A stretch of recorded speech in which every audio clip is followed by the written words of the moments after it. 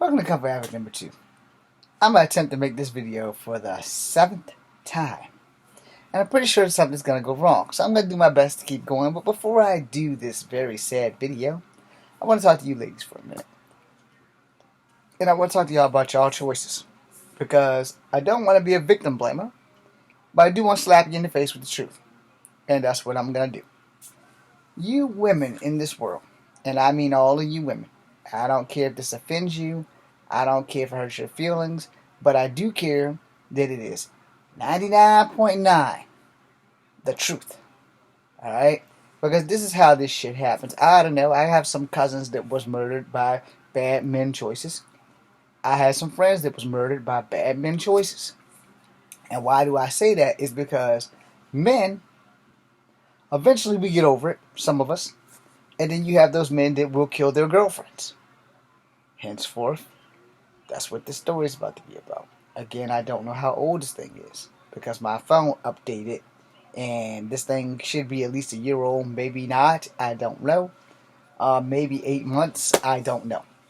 So we're going to try this again. I'm going to spell out names that I can't spell, and then I'm going to let you know by the last names that they are identified by, because when I tried to make these videos before, it only kept going from bad to worse, and I deleted all of them because I actually do lose myself or remember who I am and start flipping out, which is why those videos are deleted. But before we go on, women tend to pick guys who tend to call women whores, sluts, bitches, and these are the chicks that go around that are generally good girls, but y'all go around and pick these assholes. You have their babies, and you then realize, oops, I fucked up.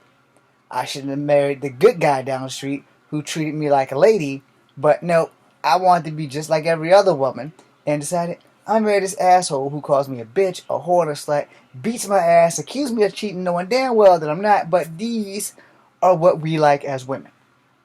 I am sorry, but there are maybe 15% of women who actually agree with me and say, yeah, James, you're actually right, because instead of going after the good guys, we want that danger element. We want that thug life. Well, here's the thing. I'm a street fighter.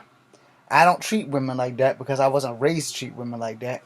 I don't put my hands on women unless she has the following instruments in her hand: a knife, a rock, a stick, a gun, a spoon, an ink pen, and any other thing that can bring me bodily fracking harm. Alright? And the reason why I say that is really quite simple. I already know how to fight. I know Kung Fu. If you've been watching my channel, then you know I know Kung Fu. And I would think in 2020 I would never ever have to read a story like this. But it came across my phone and it needs to be done. And I'm probably offending the crap out of women. And there's background noises and I'm too far gone to stop. But I am going to go handle that after I get this story out of the way. So, first, this young lady here lost her life to her husband in front of her 2 children. That's the gist. Let's go. New Hampshire mom was killed by her husband in front of her 2 children after he told the daughter she doesn't need to live. New Hampshire man admitted to stabbing his wife to death in 2019 in front of their young son and 12-year-old daughter, who tried to unsuccessfully stop the attack. Emerson F., that's what you're getting, 43, appeared in a Merrimack, Merrimack, Superior Court on Friday, where he pleaded guilty to second-degree murder of his wife, 35-year-old Natalie D.A.P.A.I.X.A.O. We're going to call her DP from now on, and get your damn minds up together. According to the statement, the state's attorney general, his name is Figueredo,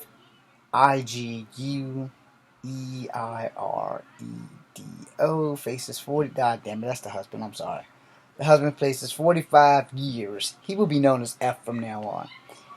He faces 45 years. He was sentenced on January the 12th, according to the monitors of the present Friday proceedings. The reporters was just prior to the stabbing. Mr. F. spoke to his 12-year-old daughter. The statement argued while speaking to the girl he referred to Mrs. DP, saying that she didn't need to live. The murder happened on July 28th in 2019 in Concord. I don't know where Concord is. That morning, Mr. F and his wife DP argued. Investigators learned the two children testified that their parents frequently argued in the past. The Associate Attorney General Jeffrey Strelizin told the judge that he recently had been arguing about money. The defendant stressed over money, and the victim wanted more financial freedom. The argument continued throughout the day. The prosecutor said at one point the couple removed the wedding rings, and eventually DP mentioned possibility of divorce. The defendant was very angry at this point. The children said that they had never seen him so angry and said something to the effect of, "You're not going to ruin my life," Lawyer S said according to the Monitor. Mr. F started beating DP with one of her own shoes. He then stabbed her with a kitchen knife. After stabbing her, the couple's daughter tried to stop the attack, to intervene, as long as her mother was running for the apartment. However, the investigators learned that Mr. F grabbed a second knife and pursued DP, catching up to her outside. The prosecutor said that he stabbed his wife again, also stomped on her as she lay on the pavement. Damn. Several neighbors witnessed the attack. The police, the EMTs, raced to the scene and transported DP to the local hospital, where she eventually died. Mr. F was charged with 2 counts of murder. One of those counts was dropped because he agreed to plead guilty.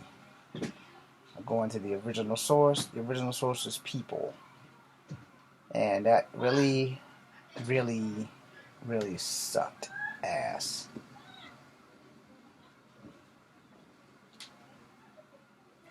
This is the asshole in question. Alright, let me explain something to y'all. Alright? I'm going to tell you right now. 1, there'll be a part 2 of this.